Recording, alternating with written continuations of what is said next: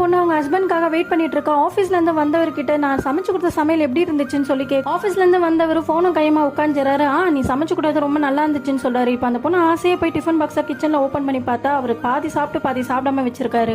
இதை பார்த்து அந்த பொண்ணு ரொம்பவே கஷ்டப்படுறா. இப்போ போனை பேசிக்கிட்டே நான் மதியானமே ஒழுங்கா சாப்பிடல, இப்பயாவது ஏதாவது செஞ்சு வச்சிருக்கேன் அப்படின்னு சொல்லி கேட்கிறாரு. அது கேட்டு அந்த பொண்ணு ரொம்ப வருத்தப்படுறா. மறுநாள் காலையில சீக்கிரமாவே எழுந்து அவங்க ஹஸ்பண்டுக்கு பிடிச்சதெல்லாம் சமைச்சு வச்சுட்டு அவரும் ஆஃபீஸ்க்கு கிளம்பிடுறாரு. வீட்டு வேலையெல்லாம் செஞ்சுட்டு இவங்க இருக்காங்க. ஒரு நாள் அவங்க ஹஸ்பண்ட் அவங்க புதுசா கல்யாணம் அவங்க ஃப்ரெண்ட லஞ்சுக்கு போலாமா சொல்லிட்டு கூப்பிடுறாரு. அதை கேட்டு அவங்க ஒய்ஃபோ எதுக்கு வெளியெல்லாம் போய் சாப்பிட்டுட்டு நானே சமைச்சு தரேனே வீட்டுக்கு வர சொல்லுங்களேன் அப்படின்னு சொல்றாங்க.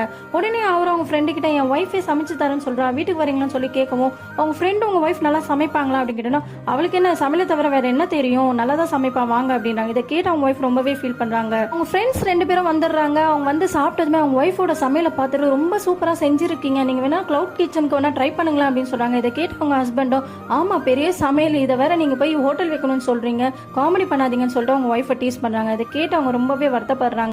மறுநாள் அவங்க ஒய்ஃப் எப்பவுமே சீக்கிரம் எழுந்துக்கிறவங்க நீங்க எழுந்துக்காமலே படுத்துட்டு இருக்காங்க. இதை பார்த்து அவங்க ஹஸ்பண்டுக்கு ஒண்ணுமே புரியல. என்னன்னு பார்த்தா அவங்களுக்கு உடம்பு சரியாம இருக்கு. அவரும் சரி ஆஃபீஸுக்கு கிளம்பி போறாரு. உடனே அவங்க ஒய்ஃப் இன்னைக்கு நான் சமையல் செய்யல, சாரிங்க, நீங்க வெளியே இன்னைக்கு சாப்பிட்டுக்கிறீங்களா அப்படின்னு சொல்லி கேட்டு அவங்க ஹஸ்பண்ட் இன்னைக்கு நான் வேலைக்கு போல, நான் இன்னைக்கு உன்னை வீட்டுல இருந்தே பாத்துக்கிறேன்னு சொல்லிட்டு வீட்டு வேலையெல்லாம் செய்யறாரு. இப்ப குப்பையெல்லாம் எடுக்கும் போதுதான் அவங்களோட கஷ்டம் என்னன்னு தெரியுது. அவரால் குப்பையை எடுத்து கூட போட முடியாம போறாரு. இப்போ அவங்க ஒய்ஃப் ஹாஸ்பிட்டல் கூப்பிட்டுன்னு போயிட்டு வீட்டுக்கு வந்து உட்காந்துட்டு பேசும்போது சொல்றாரு, என்னை மன்னிச்சிடு, நான் வீட்டு வேலைலாம் ஒரு சாதாரண வேலை நினைச்சேன், ஆனா பெண்கள்லாம் நீங்களாம் எப்படி இந்த வீட்டு வேலை செய்றீங்கன்றது இப்பதான் எனக்கு புரியுது. அதை செஞ்சு பார்க்கும்போது தான் அதோட கஷ்டம் என்னன்னு தெரியுது. என்னோட அம்மாவும் நீயும் இவ்வளோ வேலை செய்யறது எனக்கு இன்னைக்குதான் புரிஞ்சுக்க முடியுது, என்னை மன்னிச்சிடு அப்படின்னு சொல்லிட்டு சொல்றாரு. எனக்காக நீ இத்தனை நாள் செஞ்சதுக்கு ரொம்பவே தேங்க்ஸ் அப்படின்றாரு.